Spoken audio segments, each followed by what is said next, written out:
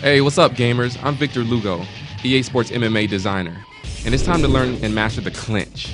There are several reasons to use the clinch. Let's talk about the stand-up first. You can use it to gain control of your opponent and eventually take them down, which is ideal for grapplers. You can use it to deal out some heavy damage with knees and punches, which works well for Muay Thai or brawler style. Or you can clinch to stop the momentum of an opponent that is overwhelming you with strikes. This is a strategy that works for everyone. Use this strategy often to protect yourself from opponents that are very aggressive strikers. I like to do this following a slip punch to avoid getting hit while attempting to clinch. Now there are 3 clinch positions you can get into: Muay Thai, over-under, and double underhooks. If you want to keep the fight on your feet, I recommend the Muay Thai clinch. If you manage to get your opponent into this position, the most important thing that you need to know is be patient. Don't just throw punches to throw punches. The second thing you need to know is that you need to be prepared to defend your opponent's takedowns or transitions. You should begin your clinch strategy by driving your opponent into the cage. In this position, it is impossible for your opponent to take you down. With your opponent firmly against the cage, it's time to get into striking. Your opponent does not have to worry about parrying your knees, so you need to focus on throwing punches and elbows to the head while mixing the occasional knees to the head and body.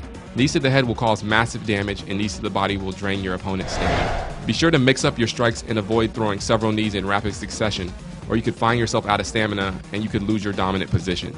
If you find yourself getting low on stamina, you need to stop striking and either defend and recover stamina or exit the clinch.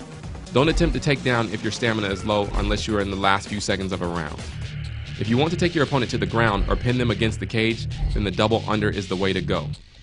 Like the Muay Thai clinch, you should eliminate the possibility of getting taken down by pushing your opponent against the cage.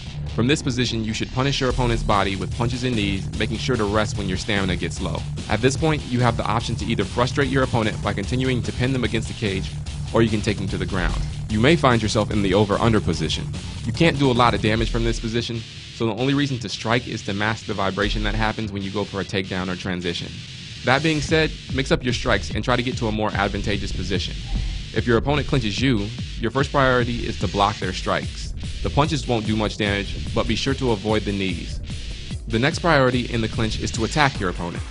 This will earn you points and lower their stamina, making it easier for you to perform a takedown or transition.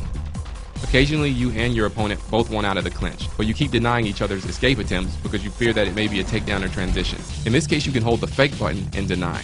You will deny all takedowns and transitions, but you will not deny escapes. Practice these clinch moves and strategies, and you will be a master of clinching in no time.